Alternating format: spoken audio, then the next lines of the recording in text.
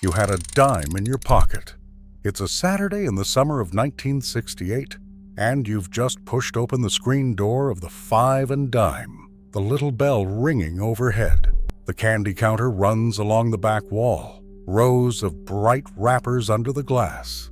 The sweet, waxy smell of chocolate and paper.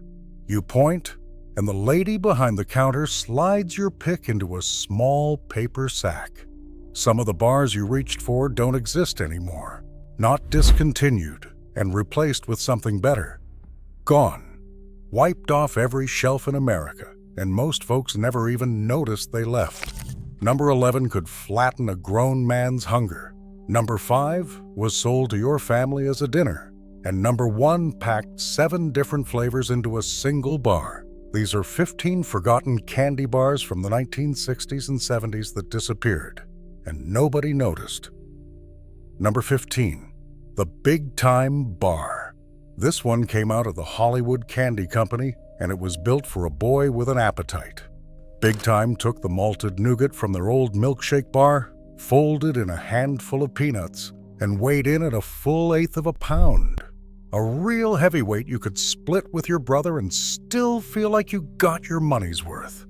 It was the bar you bought when you were genuinely hungry and a nickel was burning a hole in your overalls.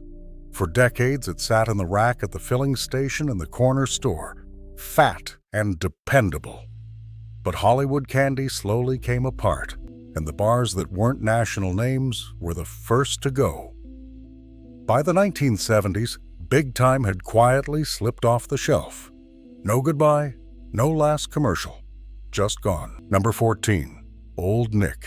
Made by the Shutter Johnson Company out of Chicago, Old Nick was fudge, caramel, and peanuts under a coat of milk chocolate. Nothing fancy, just honest and filling.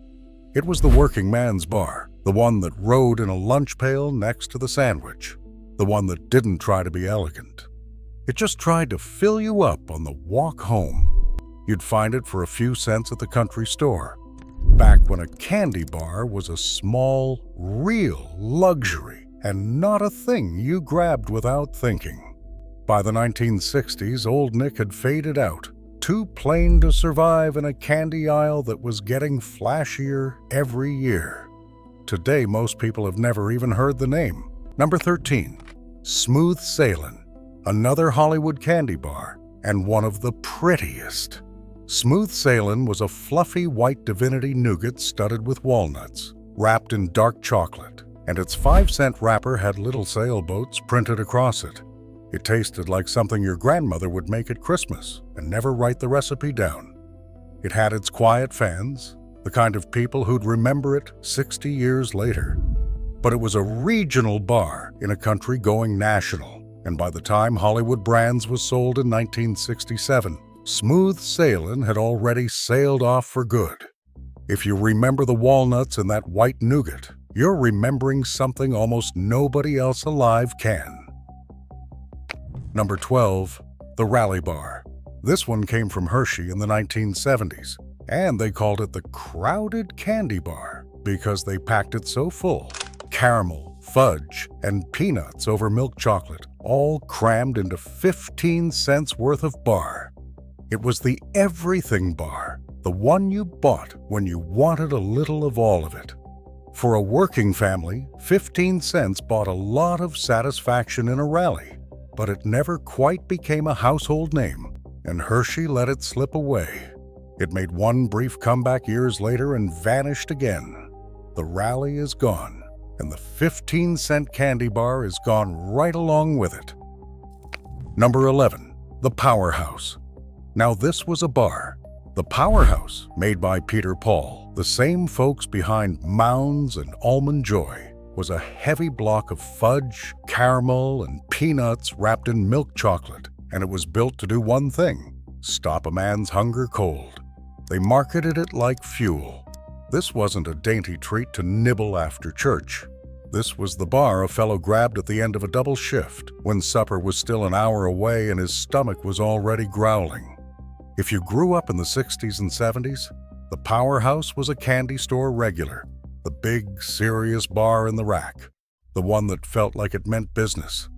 There were people who swore on their lives it was better than a Snickers, and they'd argue about it on the front porch.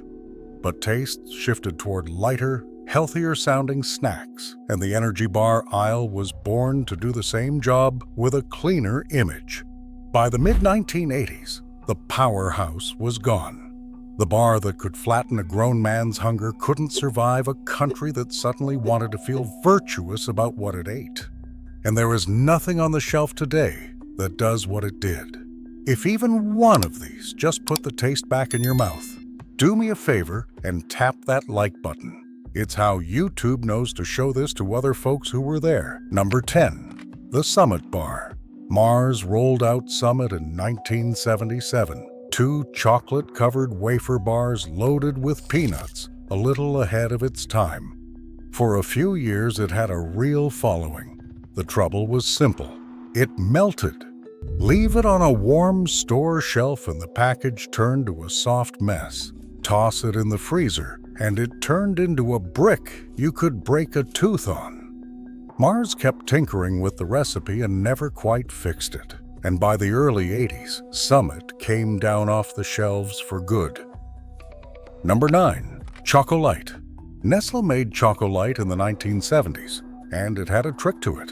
The milk chocolate was aerated, full of tiny air bubbles, so it was light and crumbly and melted strange and wonderful on your tongue, with little bits of puffed rice for crunch. Kids loved it because it didn't feel like any other bar. But by the 1980s, it was discontinued.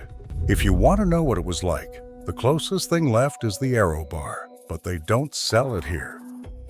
Number 8. Forever Yours. This was Mars's dark secret, literally.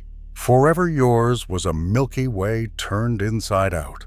The same vanilla, nougat, and caramel, but wrapped in dark chocolate instead of milk. For people who found milk chocolate too sweet, it was the only bar that understood them. It was discontinued in 1979, and a generation of dark chocolate lovers felt quietly betrayed.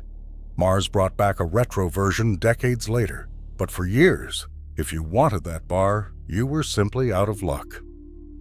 Number 7. The Caravelle. Peter Paul introduced the Caravelle in 1965 to go head-to-head with Nestlé's $100,000 bar. Smooth caramel and crispy puffed rice under milk chocolate. And here's the thing, people who ate both swore the Caravelle was better. Not as good, better. It had a loyal following who'd drive out of their way for it. Then, in 1978, Peter Paul merged with Cadbury Schweppes, and the new owners looked at the lineup and crossed the Caravelle off the list. The better bar lost to the bigger company. Its fans never forgave it, and 40 years later, you'll still find folks online insisting nothing today comes close. Number 6. The Milkshake Bar. Hollywood Candy's Milkshake Bar went all the way back to the 1920s, and it did exactly what the name promised, a fluffy, malted milk nougat and caramel under milk chocolate that tasted, near as anything could, like a malted milkshake you could carry in your pocket. The truly devoted kept theirs in the icebox and ate it cold on a hot afternoon, swimming whole candy, the taste of a whole summer. It hung on for decades. But as Hollywood Candy came apart through corporate turmoil, the milkshake faded with it, and by the 1990s, it was gone from shelves entirely. A solid form milkshake you could buy for pennies, and now only a memory. Number 5. The Chicken Dinner Bar. This one you have to hear to believe. Back in 1923, the Sperry Candy Company put out a candy bar, fudge, caramel, and peanuts, and named it the Chicken Dinner. There was a roast chicken right there on the wrapper. The whole idea, in the lean years that followed, was to sell it as nourishment, a hearty, filling, almost respectable thing to eat. A dinner you could afford when a real chicken dinner was a Sunday-only luxury. For a family counting every nickel through the Depression, a candy bar that promised to fill you up like a meal wasn't a joke. It was a small mercy. It ran for the better part of 40 years on that strange, earnest promise. Salesmen drove around in trucks shaped like giant chickens. And it survived long enough that plenty of folks who grew up before the war remembered handing over a few cents for a dinner on the way home. But by the early 1960s, America was getting richer, and a candy bar pretending to be supper started to feel like a relic. Sperry let it go. The chicken dinner bar, the candy that fed people through the hardest years this country ever had, disappeared and took a whole way of getting by down with it. These next ones are the heavy hitters, the bars people still write companies begging to bring back. If you've been nodding along to any of this, share this video right now with the brothers and sisters and cousins who split candy with you on the porch steps. Some of them have spent 40 years trying to remember the name of one of these. Number 4. The O. Henry was born in Chicago in 1920 with peanuts, caramel, and fudge and chocolate, and it was a survivor. While the others on this list dropped one by one, O. Henry kept going decade after decade, the dependable one, the one you figured would always be there. Your father ate it. You ate it. It felt permanent, and that's what makes it sting. In 2019, after almost 100 years, O. Henry was quietly discontinued in the United States. It still gets made up in Canada with a slightly different recipe, close enough to see across the border, too far to reach. The one you were sure would never leave is the one that finally did. Number 3, the Marathon Bar. If you were a kid in the 70s, you remember this one in your hands. 8 full inches of milk chocolate-covered caramel, braided like a rope, with a ruler printed right on the back of the wrapper to prove it. Mars built it to last. The whole point was a candy bar that wouldn't end, that you could chew on halfway to the lake and still have some left. The commercials were little westerns, cowboys and tumbleweeds, and a showdown over the last marathon. It hit shelves in 1973, and for an 8-year run, it was the best bang for your buck on the whole rack. Then in 1981, Mars pulled it. To this day, it's one of the most requested discontinued candy bars in America. Grown adults who'll tell you no bar since has ever lasted as long or meant as much. The braided bar that wouldn't end, ended. Number 2, the Reggie bar. For one shining moment in 1978, a candy bar was the most exciting thing in baseball. The Reggie bar was named for Reggie Jackson, the Yankees' Mr. October, right at the peak of his fame. A round patty of caramel and peanuts and chocolate. On opening day at Yankee Stadium, they handed them out free to the whole crowd. And when Jackson homered, fans threw thousands of Reggie bars onto the field in celebration. There has never been a candy moment quite like it.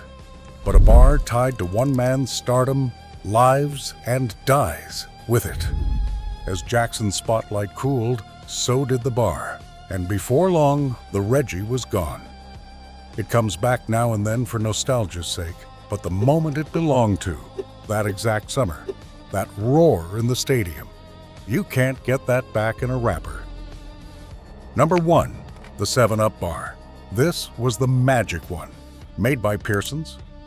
The 7-Up bar was a single chocolate bar divided into 7 little molded pockets, and every pocket held a different cream filling inside. Caramel in one, coconut in another, then mint, nougat, butterscotch, fudge, and a fruit jelly. The exact 7 changed a little over the years, but the wonder never did. 1 bar, 7 flavors, and you got to choose your way through it. This was the bar for family movie night, the one your mother would snap apart and pass around the room so everybody got their favorite pocket. It was a small act of sharing built right into the candy. 7 gifts in 1 wrapper for a dime. Nothing on a shelf today even tries to do what it did. And the reason it vanished is almost too sad to be true. The 7-Up bar was discontinued in 1979. Not because people stopped loving it, but largely over a fight about its name. A soda company called 7-Up didn't care to share. So the candy with 7 flavors lost a battle to a drink, And the most generous bar at the counter, the one built for sharing, quietly disappeared. There has never been another like it, and there never will be. The Five and Dime is a parking lot now. The little bell over the door is in a box in somebody's attic. Most of the bars we just talked about will never be made again, and the children who lined up at that candy counter are grandparents today. But for the price of a dime and a few minutes, you gotta stand at that glass case one more time, and that's worth something. So hit that like button right now, while the taste is still in your head. Share this with the brothers and sisters and cousins who stood at the candy counter beside you, the ones who'd remember the bell on the screen door. And tell me down in the comments, which one of these would you bring back first, and what did it cost you back then? These bars are gone from American life, but as long as we still say their names, they're not all the way gone. Subscribe before the next one. There's a whole American childhood we haven't finished remembering yet.